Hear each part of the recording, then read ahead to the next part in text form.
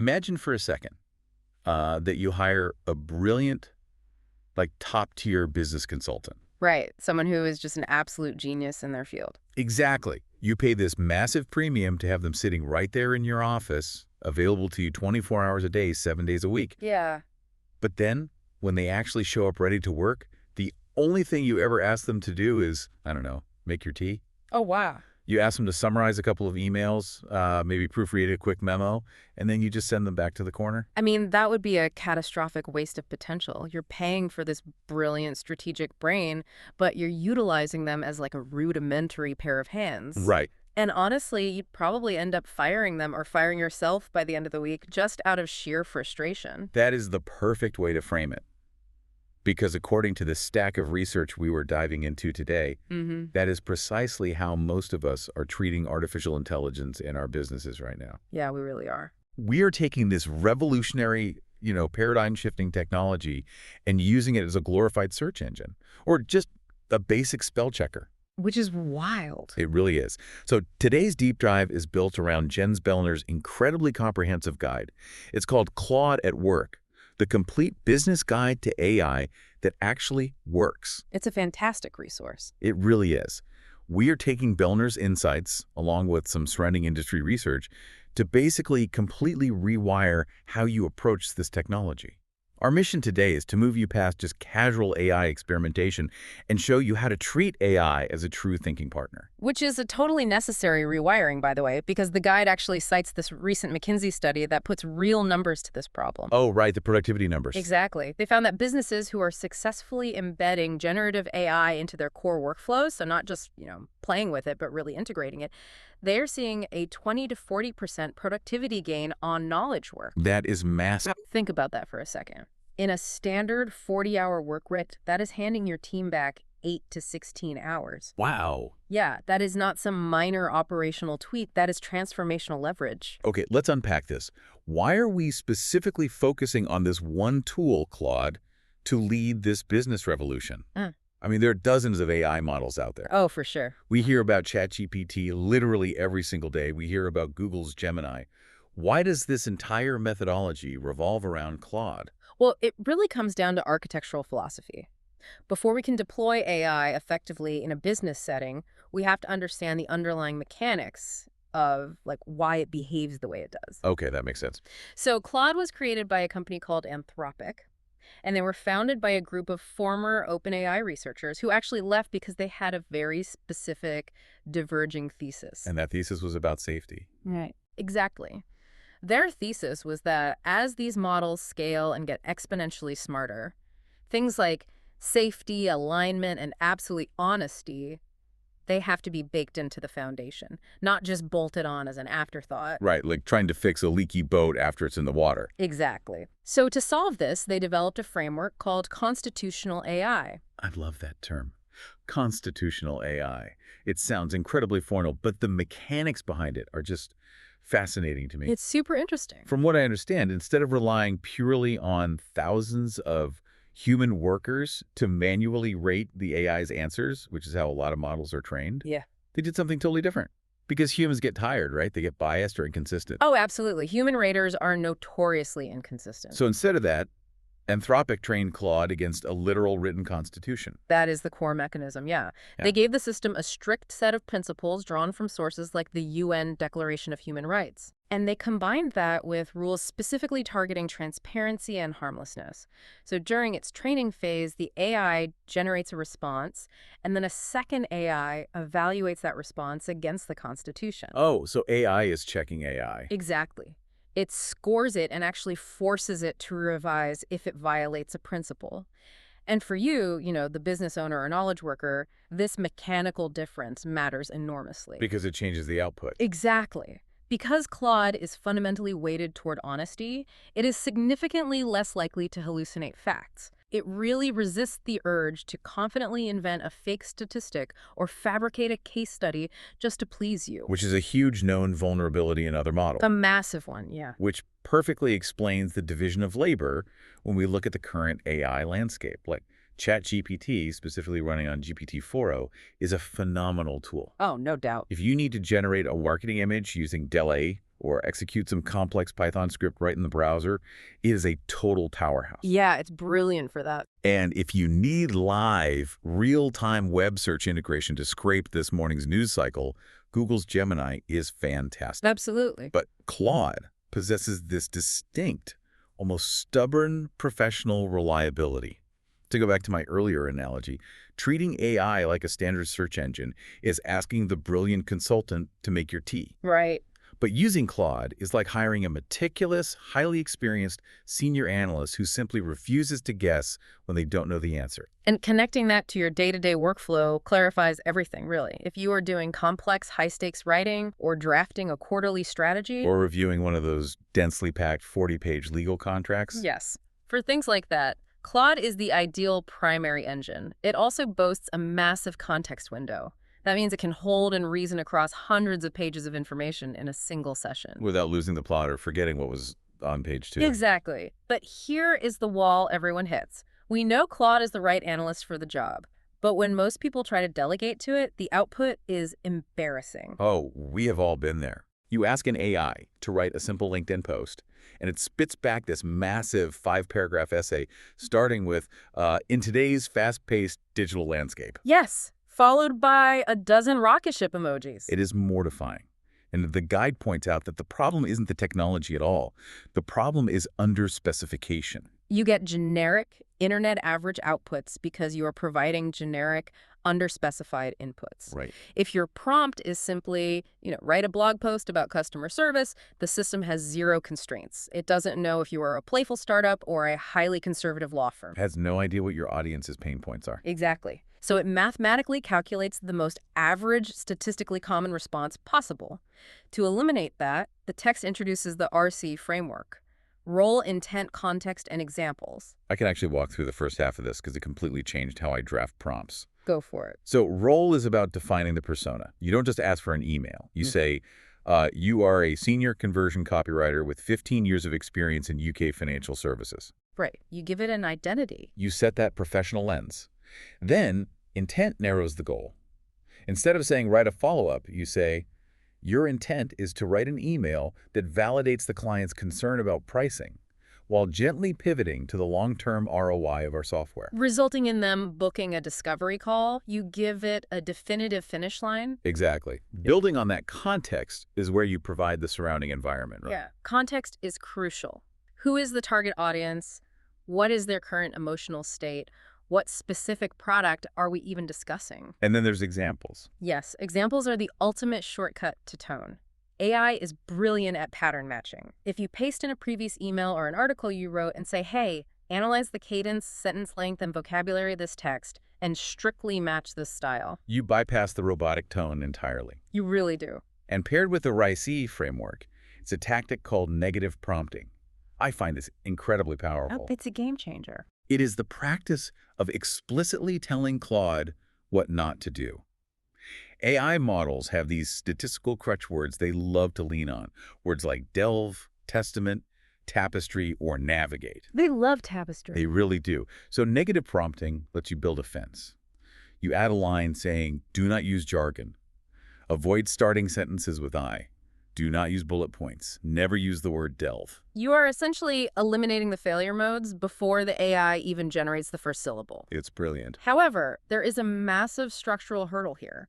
Claude, by design, has amnesia. Right, the privacy thing. Yeah, for privacy and security reasons, it forgets who you are the second you close the browser tab. It is a blank slate every single time. Which can be so annoying. Right, because if you have to type out your RICE framework, your target demographic, your tone of voice, and your list of negative constraints every single time you want a draft. The friction just becomes unbearable. Exactly. Wait, so this is where I naturally push back on the solution presented here. The author suggests creating what he calls a business intelligence document, or a BPD. Yes, the BID. And looking at the structure of a BD, documenting your entire brand ethos, your customer personas, your differentiators, your negative constraints, it sounds exhausting. It sounds like a lot of work. Honestly, by the time I type out a 3-page manifesto about my brand just to get a cold email, I feel like I could have just typed the cold email myself. Doesn't a massive prompt defeat the purpose of a time-saving tool? It is the most common objection. I hear it all the time. But it looks at the time equation completely backward. Yes, writing a quick 2-sentence prompt takes 10 seconds. But what happens next? You get a bad output. Right. You spend the next 45 minutes in an endless, frustrating revision loop. You're fighting the AI to make it sound less generic, tweaking adjectives, rewriting the hook. You literally lose an hour trying to save 20 minutes. Okay, that tracks perfectly with my own frustrating experiences. It's an onboarding problem, really. If you think of the BID like a first-day onboarding packet for a new human hire, it completely clicks. You would never point a brand new marketing manager to a desk and just say, hey, do marketing. No, you'd hand them the brand guidelines. Right, the historical performance data, Yeah. the customer avatars, and the BD is just doing that for Claude. Exactly. You build the document once, you save it on your desktop, and every time you open a new chat, you just paste it right at the top. And when you feed Claude that rich, persistent context, the mechanical output is entirely different. The text highlights a specific use case that proves this outbound cold emails. A classic use case. If you drop in your BD and frame the task using RICE, Claude doesn't spit out a generic template. It can analyze a prospect's website, cross-reference it with your BE, and draft a hyper-targeted 200-word email. An email that opens with a highly specific industry pain point unique to that prospect. Yes, it aligns your specific solution and closes with a low-friction call to action. It beats those generic copy-pasted sales sequences every single time. And once the system is built, it executes in seconds. But let's follow the logic here. We dial in our BD, we master the RICE framework, we are getting fantastic single emails, but then we hit the complexity wall. The complexity wall. Yeah. You take your finely tuned prompt, you feed Claude a 40-page competitor analysis, a spreadsheet of your key 3 financials, and you ask it to formulate a comprehensive go-to-market strategy. And the output is usually shallow, disorganized garbage. Exactly. Because we treat the AI like it has human intuition, but mechanically it has a cognitive load limit for simultaneous reasoning. That makes a lot of sense. You can't ask a language model to research, analyze, formulate, and format a massive strategic initiative all in a single breath. No, the attention mechanism within the neural network just gets diluted. To solve this, the guide transitions us to chain prompting. You have to break complex work into a sequential assembly line. Brief, draft, critique, and refine. Exactly. The brief and draft stages make sense, right? Yeah. You feed it the data, ask for a rough outline, and then ask it to expand that outline into a draft. Right. Pretty standard. But the critique step, that is the secret sauce. Instead of the human jumping in to edit the first draft, you force the AI to turn on itself. Mechanically, this is where you leverage the AI's vast pattern recognition against its own creation. Yes. After Claude produces the draft, you issue a totally new prompt. You say, acting as a deeply skeptical, highly analytical chief financial officer, critically evaluate the draft you just wrote. Oh, I love that. Identify the 3 weakest logical leaps. Where's the argument least compelling? What data is missing? Because Claude is not emotionally attached to its output, it is astonishingly good at surfacing its own blind spots. It really is. And once it lists those flaws, you move to the refine step. You just say rewrite the draft, specifically resolving the 3 weaknesses you just identified. Here is where it gets really interesting. We are no longer using Claude as just a writer. We are using it as a strategic sparring partner. Exactly. And the guide takes this critique concept even further with the devil's advocate prompt. Which addresses a fundamental human vulnerability optimism bias. As business leaders, we fall in love with our own ideas. We suffer from sunk cost fallacies constantly. The devil's advocate prompt flips the script. Before you execute a major decision, say, a massive price increase or acquiring a smaller competitor, you feed the plan to Claude. And you instruct it to build the strongest possible mathematically backed case against your decision. You literally demand an aggressive, targeted critique of exactly why and how this initiative will fail. I want you to really think about that for a second. What is a high-stakes decision you are facing right now in your work? What if you had an impartial, brilliant expert aggressively stress-test it, surfacing every operational risk and logical flaw before you spend a single dollar or sign a single contract? That is ultimate strategic leverage. It really is profound leverage. But eventually we hit another physical bottleneck, don't we? Yeah, we do. Because even with the perfect be-buy and masterful chain prompting, you are still sitting there at a keyboard. Yeah. Managing a chat interface, copying text, pasting text, hitting send. It's still manual labor. Right. To achieve that 20 to 40% productivity gain McKinsey mentioned, we have to talk about the automation leap. We have to get AI out of the isolated chat window and wire it directly into the nervous system of your business. Moving from a tool you consult to an engine that runs in the background. The text calls this the automation mindset. And it maps out a 5-system AI employee stack that small to medium businesses should architect. Right. The AI receptionist, the content engine, the follow-up machine, the customer service agent, and the reporting assistant. But let's not just listen. Let's look at the actual plumbing of how one of these works. Like, how does the follow-up machine actually function without me physically hitting send? Well, the plumbing relies on API integration. So using middleware platforms like Zapier, Make.com, or N8N, let's map the actual data flow of the follow-up machine. Okay, walk me through it. So a potential client visits your website and fills out a contact form detailing their specific problem. That form submission acts as a trigger. Make.com catches that trigger, packages the data, and sends a payload to the Claude API. Included in that payload is your BID, so Claude knows exactly how to sound. That's brilliant. Right.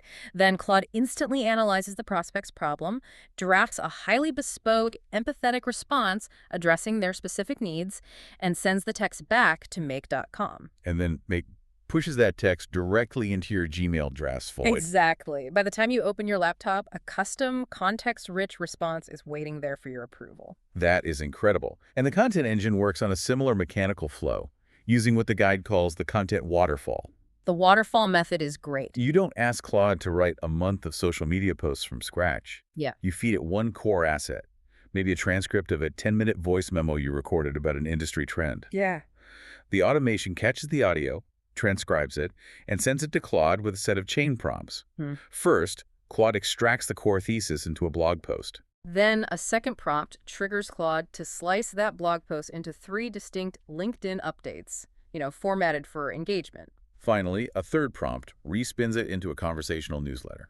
One raw input literally cascades into a dozen tailored assets, entirely automated. But I'd argue the most disruptive element of this stack is the AI receptionist, specifically when it's deployed as voice AI. Oh, the Clara example. Yes. The guide highlights this case study of Clara, a voice AI built for medical clinics. The operational problem there is severe research shows businesses lose between 30 and 50% of their inbound calls to voicemail or abandon hold times. That is pure revenue just evaporating. Exactly. Because the human at the front desk is dealing with the patient in person, right? So the phone just rings out. Exactly. But Clara handles 75% of those inbound calls autonomously. It answers the phone with a natural human cadence. Mechanically, it processes the caller's audio, converts it to text, runs it through an LLM to determine intent, like, say, scheduling a knee exam. And then it actually checks the clinic's live calendar via API, finds an open slot, confirms it with the caller, and writes the appointment directly into the database. It handles interruptions, complex scheduling logic, and operates 24/7. The revenue leak is entirely sealed. Okay, I have to play the skeptic here, because this is where the anxiety really sets in for a lot of people. Fair enough. If I architect this stack, I have an API doing my email follow-ups, a waterfall generating my content, and a voice AI answering my inbound calls. Aren't I just building a robotic assembly line? Doesn't this completely kill the human touch and alienate my clients? It is a totally valid fear. It really is. But the operational reality is the exact opposite. Because these systems, like Claude, are deeply integrated with your CRM data, the automated response is actually more personalized than a human response. Wait, really? More personalized? Think about the mechanics. The automated email instantly references the exact service they inquired about. It notes their company size and provides a relevant case study, all delivered within 5 minutes of their inquiry while their intent is at its peak. Okay, I see what you mean. Compare that to a stressed-out human account manager drowning in 100 other tasks who hastily types a generic, thanks for your inquiry, let's grab 15 minutes to chat, email 3 hours later. The AI is actually delivering a vastly superior, more attentive experience. That reframing really changes everything. The AI isn't replacing the relationship. It is providing the operational consistency that allows the relationship to flourish. You don't build trust by taking 3 days to reply to an email. Exactly. But bringing this infrastructure into a company is not just a software upgrade. It is a massive human and cultural challenge, and crucially, a legal one. The cultural piece absolutely requires direct leadership. When you start deploying an AI employee stack, your human team is immediately going to fear for their jobs. Of course they will. The guide advises tackling this head-on by framing AI as a mandatory upskilling opportunity. The defining mantra of this transition is AI won't replace you, but someone using AI might. You empower the team to build these automated workflows to eliminate their own administrative drudgery, which frees them up to focus on high-value strategy and client relationships. Right. But while we are empowering the team, we absolutely have to protect the organization's data. Compliance is a total minefield, especially with regulations like GDPR in Europe or the EU AI Act. Yeah, you cannot just casually dump confidential client files into an LLM. The cardinal rule of AI compliance is absolute. You never feed sensitive personal identifiable information, health records, financial details, confidential client data into an external AI prompt. Right. To get around this without losing the AI's analytical power, you utilize a mechanical process called pseudonymization. Pseudonymization, Hmm. which basically means using a middleware tool to strip the real data out before it ever hits the internet, right? Precisely. Let's say you want Claude to analyze a complex client portfolio. You use a script or a local secure tool that scans the document. It strips out John Doe and Acme Corporation and replaces them with bracketed placeholders like Client A and Company B. Oh, that's clever. You send that sanitized, pseudonymized document to the Claude API. Claude does all the heavy lifting, analyzing the strategy and generating the report based purely on the structure and those placeholders. And then it sends the draft back, and your internal secure system automatically swaps the real names back in before the document is finalized. Exactly. The external AI never even sees the underlying protected data. It provides total compliance while still leveraging the reasoning engine. And looking ahead, having these clean, compliant data pipelines is going to be mandatory as we cross the next major threshold, the shift from responsive AI to agentic AI. Yes, that is the next frontier. So what does this all mean for the immediate future? Well, we are moving from tools that wait for instructions to agents that pursue goals. Currently, Claude waits for your chain prompt. An agentic AI is given a broader objective. Like what? You'd simply instruct it, identify 10 local logistics businesses that need our software, research their founders, draft personalized outreach emails based on their recent company news, and send the emails. And it just does it. Yeah. The AI breaks that goal down, searches the web, coordinates across different software platforms, and executes the entire multi-step process autonomously. Wow. When you add multimodal capabilities, meaning the system can natively process text, analyze an image, and listen to an audio file all simultaneously, the ceiling for what a small business can accomplish is virtually limitless. Which brings us to the ultimate question for you, the listener. How do you know if you're actually succeeding with all of this, or just getting distracted by shiny new toys? You have to measure it. Right. The guide insists on instituting a monthly AI review. You don't just guess. You track the hard metrics. You measure the hours saved on manual tasks per department. You track the sheer volume of high-quality output generated by your content waterfall. And most importantly, you track the direct revenue impact of systems like your AI receptionist capturing missed calls. You have to measure the mechanics to manage the outcome. Because the competitive advantage is absolutely there for the taking right now. But that window is closing fast. In a few years, this won't be an advantage. It will just be the baseline standard of operating a business. Absolutely. Which is exactly why we wanted to break this down today. Let's recap the journey. We started by understanding the mechanics of constitutional AI and why Claude's structural honesty makes it the ultimate senior analyst for your business. We threw out generic inputs and adopted the RICE framework and the business intelligence document to give Claude persistent memory. We conquered complexity with chain prompting and the devil's advocate. We explored the API plumbing of the automation leap, turning chat windows into automated follow-up machines. And finally, we looked at the cultural and legal reality of pseudonymization and upskilling your human team. We designed this deep dive to give you the exact operational steps to stop treating this technology like an intern and start treating it like a partner. The roadmap is clear. The only remaining variable is execution. Which leaves me with one final, slightly provocative thought for you to mull over as you build these systems. We have spent this entire deep dive talking about how your automated AI systems can better analyze, pitch, and talk to your human customers. Right.